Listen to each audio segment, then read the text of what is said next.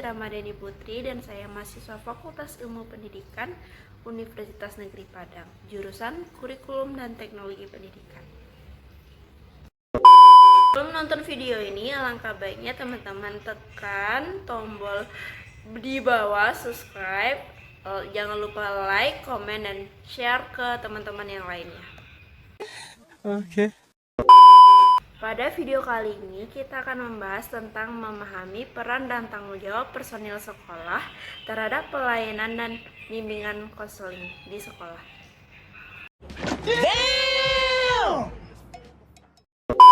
Program layanan bimbingan konseling di sekolah tidak hanya oleh kegiatan petugas bimbingan konseling itu sendiri, namun juga ditentukan oleh komitmen dan keterampilan seluruh personil sekolah, terutama dari kepala sekolah, wakil kepala sekolah, guru mata pelajaran, koordinator bimbingan dan konseling, pengawas dan supervisi bimbingan konseling, dan guru bimbingan konseling itu tersendiri.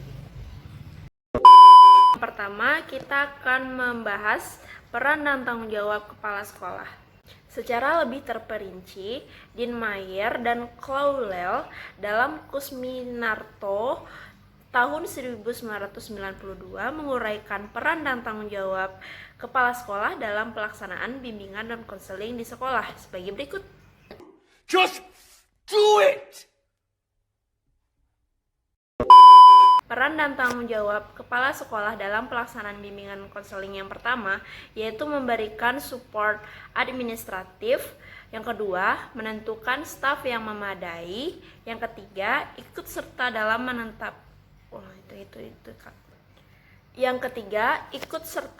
menetapkan dan menjelaskan peranan anggota-anggota stafnya.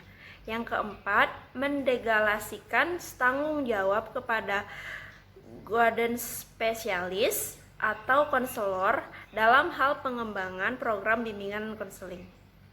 Yang kelima, memberikan dorongan untuk pengembangan lingkungan yang dapat meningkatkan hubungan manusia untuk menggalang proses bimbingan dan konseling yang efektif. Oke. Yang terakhir yaitu penanggung jawab dan pemegang disiplin di sekolah dengan memberdayakan para konselor dalam mengembangkan tingkah laku siswa namun bukan sebagai penegak disiplin. Gimana sih ini ya? Sementara itu, menurut Allen dan Christensen dalam Kusmintarjo tahun 1992 mengemukakan peranan dan tanggung jawab kepala sekolah dalam pelaksanaan bimbingan dan konseling di sekolah sebagai berikut. Yang pertama, menyediakan fasilitas untuk keperluan penyelenggaraan bimbingan dan konseling. Yang kedua, memilih dan menentukan para konselor. Yang ketiga, murid dan orang tua murid atau masyarakat terhadap program bimbingan konseling.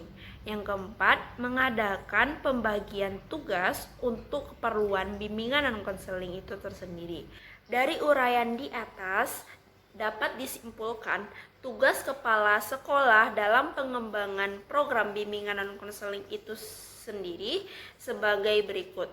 Yang pertama, staff selection, yaitu memilih staf yang mempunyai kepribadian dan pendidikan yang cocok untuk melaksanakan tugasnya. Yang kedua, description of staff roles, yaitu menentukan tugas dan peranan dari anggota staf dan membagi tanggung jawab tersebut. Yang ketiga, time and facilities, yakni mengusahakan dan mengalokasikan dana, waktu, fasilitas untuk kepentingan program bimbingan dan konseling itu sendiri. Yang kedua yang akan kita bahas yaitu peran dan tanggung jawab wakil kepala sekolah. Yang pertama, mengkoordinasikan pelaksanaan layanan bimbingan dan konseling kepada semua personil sekolah. Yang kedua, melaksanakan kebijakan pimpinan sekolah terutama dalam pelaksanaan layanan dan bimbingan konseling. Yang ketiga, melaksanakan bimbingan dan konseling terhadap minimal 75 siswa bagi wakil kepala sekolah yang berlatar belakang pendidikan, bimbingan, dan konseling. Yang ketiga yang akan kita bahas yaitu peran dan tanggung jawab wali kelas. Menurut Ahmad, tahun 2013, wali kelas sebagai mitra kerja konselor juga memiliki tugas-tugas bimbingan dan konseling, yaitu yang pertama, membantu guru bimbingan dan konseling melaksanakan layanan bimbingan dan konseling di sekolah yang menjadi tanggung jawabnya. Yang kedua, membantu memberikan kesempatan dan kemudahan bagi peserta didik, khususnya di kelas, yang menjadi tanggung jawabnya untuk mengikuti layanan dan bimbingan konseling itu tersendiri. Yang ketiga, memberikan informasi tentang peserta didik di kelasnya untuk memperoleh layanan bimbingan dan konseling dari guru BK. Yang ketiga, menginformasikan kepada guru mata pelajaran tentang peserta didik yang perlu diperhatikan khusus. Yang kelima, ikut serta dalam konferensi kasus. Yang keenam, yang terakhir adalah mengalih tangankan siswa yang memerlukan layanan bimbingan dan konseling kepada guru pembimbing atau konselor.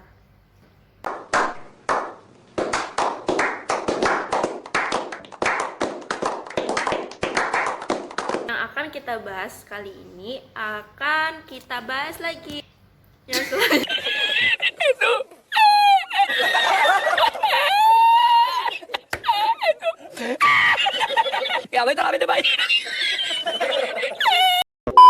Selanjutnya kita akan membahas tentang peran dan tanggung jawab guru mata pelajaran. Yang pertama, menurut Abin Syamsuddin, tahun 2003 menyebutkan bahwa guru sebagai pembimbing dituntun untuk mampu mengidentifikasi siswa yang diduga mengalami kesulitan dalam belajar. Yang kedua yaitu melakukan diagnosa, prognosa, dan kalau masih dalam batas kewenangannya harus membantu pemecahan remedial teaching.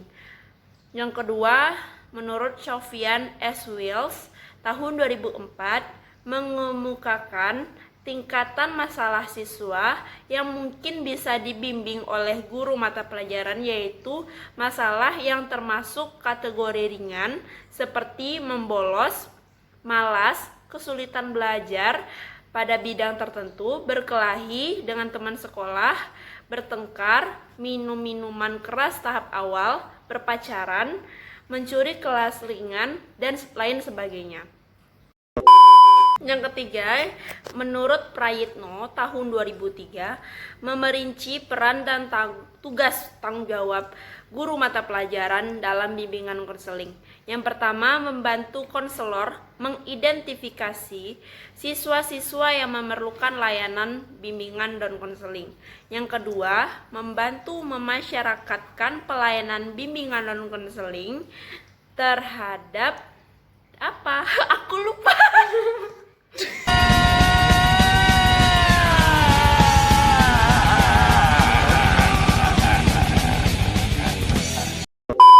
Kedua, membantu memasyarakatkan pelayanan bimbingan konseling kepada siswa. Yang ketiga, mengalih tangankan siswa yang memerlukan pelayanan bimbingan dan konseling.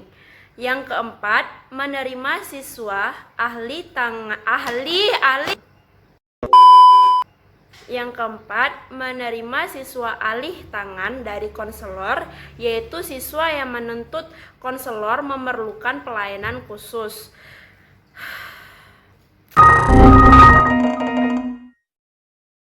Yang kelima, membantu mengembangkan suasana kelas.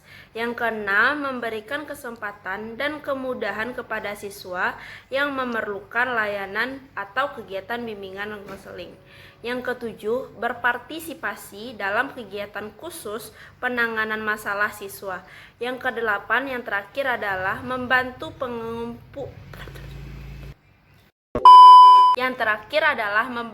pengumpulan informasi yang diperlukan dalam rangka pelayanan bimbingan dan konseling serta upaya tindak lanjutnya. Fatih.